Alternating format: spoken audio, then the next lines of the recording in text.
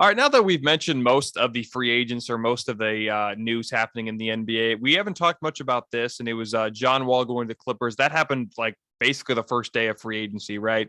He finally gets bought out from the Rockets. He ends up going to the Clippers and a team that's well built, I think, right now. And they have a good chance of winning it all. They did well last year, even when they didn't have their two stars, right? And Paul George played a little bit, but not as much. What did you think about John Wall going to the Clippers? I liked it. I think he's not what he once was, but he's still going to be a very effective player, especially on that team, how deep they are. I think it's more, although the Clippers have learned this in the past, not to take the regular season off, but he'll be able to work his way back into the fold. Kind of more easy just because of who they have on that team. With Norman Powell, Kawhi, Paul George, and everyone, it feels like, they're Ivan Zubac. I mean, they just have depth on depth. I mean, they have 10, 11, 12 playable guys right now. I think a lot of teams wish they were the Clippers. But I like it. I think, he'll be able to provide a scoring punch. He can handle the ball at times. I wouldn't be surprised if he comes off the bench. Or if, he starts, but is one of the first guys to come out of the game and come back in with that second unit once he gets more, his rhythm back. Because letting him really just be John Wall, even though he's not going to be the John Wall that we all know and love, but some version of that. Yeah, and as you mentioned, I totally forgot about Norman Powell for some reason. I forgot that they traded him last year. He looked good until he got hurt, and then he came back. But still, I mean, that team is deep. Would you think, and this is kind of something that it was kind of shot down when I kind of mentioned it, but do you think the Clippers should maybe every once in a while start Reggie Jackson and John Wall and put maybe PG at the 4 and either Zubac or Morris at the 5, and of course you have Kawhi at the 3, or is that just not a good idea to put Paul George at the 4? I think it's too much ball handling, too many ball dominant players. You have 4 guys who like to pound the rock.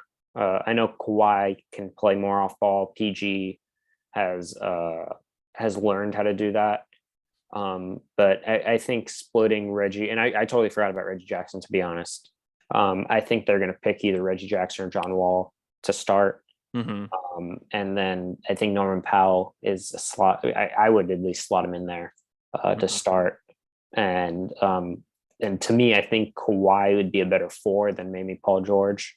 But I mean, still defensively, that they seem pretty well covered.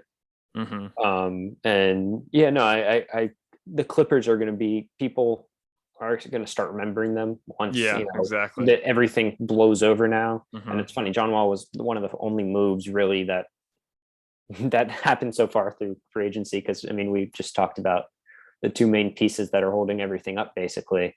But yeah, to me, the Clippers are going to be it's going to be them in Golden State, I think, with the Suns as well, depending on what the Suns do. If they trade Jay Crowder, if they keep, even though that's not a big piece, but still who they get back in return for him, because it seems like he's going to be on the move. Yeah, it's funny how you kind of mentioned that people forgot about the Clippers last year. They completely forgot about the Clippers. Like, no one was talking about how good a coach Ty Lue did last year, even without Kawhi. People even sometimes think that Kawhi is not a superstar anymore, which I completely disagree. But I mean, if you look at that team, as long as they don't have more injuries, and as long as they don't underachieve like they did their first year. But you saw last year they made it all the way to the conference finals and won 2, looked very good even without Kawhi. So I think that Clippers team is going to be dangerous. Now they're going to have to play a healthy Warriors team most likely, which they haven't really seen because the 2 years that they've been assembled, the Warriors haven't been good. So it's going to be a little different now for the Clippers, but I do think the Clippers and the Warriors, as you mentioned, are probably going to make the conference finals. And, the tandem of John Wall and Reggie Jackson as your point guards is great. And then, of course, you have Kawhi and PG, Norman Powell. And then you have a solid center in Zubac. And then, of course, you have Marcus Morris. I mean, this team is just deep. They have Luke Kennard, who's a great 3-point shooter. They have Terrence Mann, who's a young up-and-coming player. So I think they could even get deeper, because it'll be interesting to see if Marcus Morris, I think there's a bunch of trades that got held up. And not to cut you off, but I think there's a bunch of trades that got held up because of Kevin Durant dropping that bomb 3 hours before free agency started. Mm-hmm. And I think we would have saw a lot of trades happen. So I wouldn't be surprised. I forgot about Marcus Morris too, because a lot of these fours, I think, throughout the league are coveted. Mm-hmm. You look at John Collins, Miles Turner, Marcus Morris, Jay Crowder. I think a lot of them are going to end up getting moved to other teams. Mm-hmm. And it could bring in, for the Clippers, if they need a shooter, they can, find something. For the Suns, same thing. If they need more, I think you're going to see some moves be done, and I think the Clippers could even get deeper, depending on what happens. Thanks for listening to the Sports Town Podcast, or the STP Pod for short. You can find us on Spotify, Apple Podcasts, YouTube, and much more. Also, follow us on Instagram, Facebook, and Twitter at Sports Town Podcast. If you want to check out more videos of the Sports Town Podcast, click on the right.